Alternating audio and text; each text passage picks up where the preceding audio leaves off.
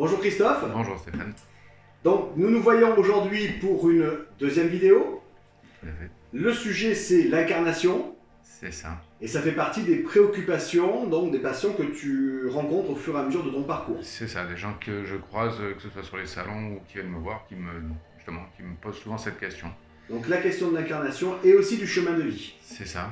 Alors, qu'est-ce que tu as à nous dire, Christophe? Alors pourquoi on s'incarne, c'est souvent la question que j'ai. Pourquoi on s'incarne? Qu'est-ce que j'ai fait dans cette vie? Qu'est-ce que j'ai fait pour mériter ça? C'est souvent les questions qui reviennent et ce que les gens se posent et qu'on se pose. L'incarnation, en fait, le but d'une incarnation, c'est notre âme simplement qui s'incarne, qui décide de s'incarner. Parce que la vraie vie n'est pas forcément ici. Ici, la Terre, c'est juste un théâtre. La vraie vie est dans l'au-delà, ce qu'on appelle l'au-delà. C'est Sainte Thérèse qui le disait. La vraie vie est ailleurs. C'est-à-dire que notre âme, en fait, quand une âme se crée, pour expliquer, alors c'est ma vision des choses, mais quand une âme se crée, pour visualiser ça comme ça, c'est comme si elle se créait brute de décoffrage. Donc le but de l'âme, c'est de s'incarner, de s'élever pour aller au plus près de la source. Alors après la source, c'est des noms, c'est Dieu, Jésus, peu importe.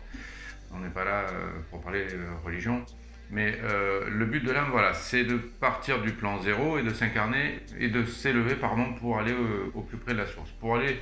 Pour s'élever, elle a besoin de passer par des incarnations terrestres où elle va vivre plusieurs expériences, plusieurs scénarios de vie. On va vivre plusieurs scénarios de vie, aussi bien des scénarios de bourreaux que de victimes. D'accord. Autant on va avoir des vies, on va connaître la richesse, l'opulence, etc.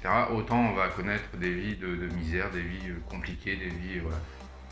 Donc là, une question donc, plus précise pour le coup. Quand tu as une personne en face de toi et que tu es dans cette phase de diagnostic, puisque tu ne la connais pas, à quoi tu as accès en fait? Alors moi, quand quelqu'un vient me voir, je vais me connecter à son âme.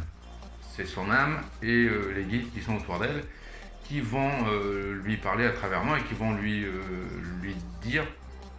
poser sur la table, c'est un peu comme ça que les problèmes qu'elle a, pourquoi elle n'avance pas, pourquoi elle a l'impression de tourner en rond, pourquoi...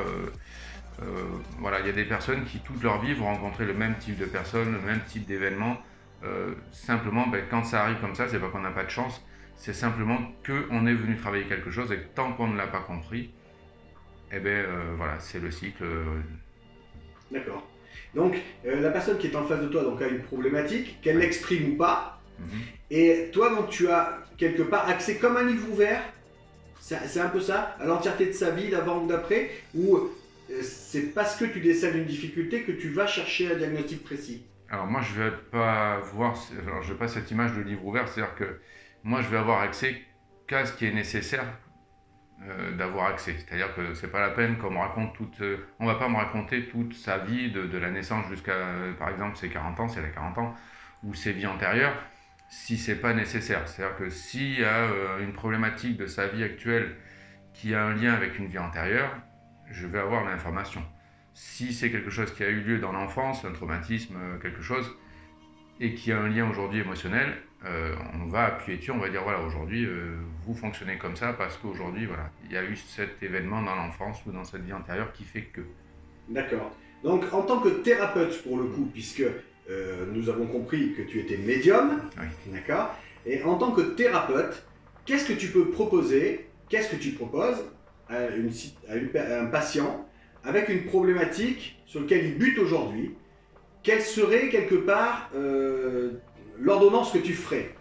Alors, mais déjà dans une séance, comme je te dis, on met déjà en lumière les problématiques.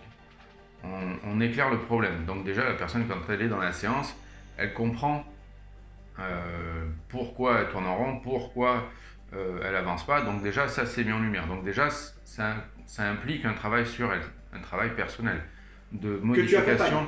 Voilà, que je peux accompagner après, c'est ce que j'allais en venir, où après la séance, je peux être un accompagnant, c'est-à-dire que j'ai mis en place un accompagnement spirituel, après c'est un terme, où simplement, après la séance initiale, où on va mettre le doigt sur les problématiques, où on va cerner ce qui ne va pas, on va faire une série de 3 soins un mois d'intervalle, un mois et demi, ça dépend, c'est en fonction d'elle, hein, parce qu'après c'est un travail d'équipe, hein, où chaque fois qu'on va se voir, on va refaire une mini-séance pour voir sur la dernière fois, entre la dernière fois et la fois où elle arrive, son chemin, ce qu'elle a vécu, ce qu'elle a mis en place, comment elle a avancé, et si elle a des messages à recevoir. Et en fonction de ça, on va orienter le soin, un soin énergétique derrière, pour apaiser, pour lâcher voilà, des blocages qui auraient pu être encore là.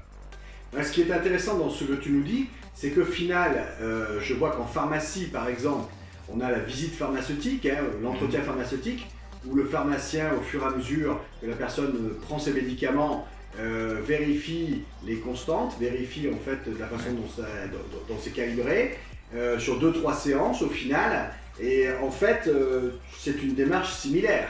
Ah oui, c'est pas la peine de plus faire... lié à la nature en fait au final. C'est pas la peine d'aller faire 50 séances, hein. C'est-à-dire, après, comme je disais tout à l'heure, c'est vraiment un travail d'équipe. C'est-à-dire qu'un accompagnement, des soins énergétiques, si la personne, elle met pas un travail sur elle perso de tous les jours à côté, ça va apaiser, mais au fur et à mesure du temps, ça va pas amener grand-chose. Il faut vraiment que la personne travaille sur elle à côté.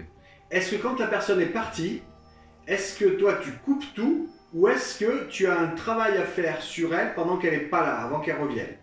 Non, moi quand la personne arrive, je ne suis pas connecté avant, et quand elle part, je ferme, c'est pareil, je passe à autre chose.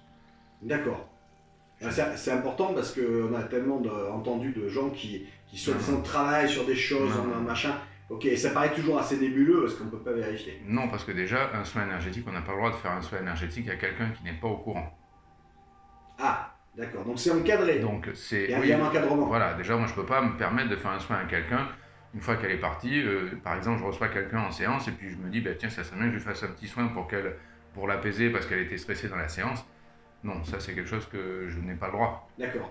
C'est vraiment très intéressant ce que tu dis parce que c'est effectivement pas du tout ce que j'entends régulièrement.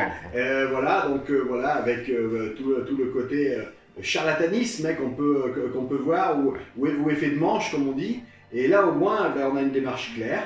Est-ce que tu veux rajouter quelque chose, Christophe? Non. Voilà. Bon, mais écoute, moi on a répondu aux questions donc, des différents interlocuteurs. Christophe, je te remercie. Merci à toi. Et à très vite. À très vite. Voilà.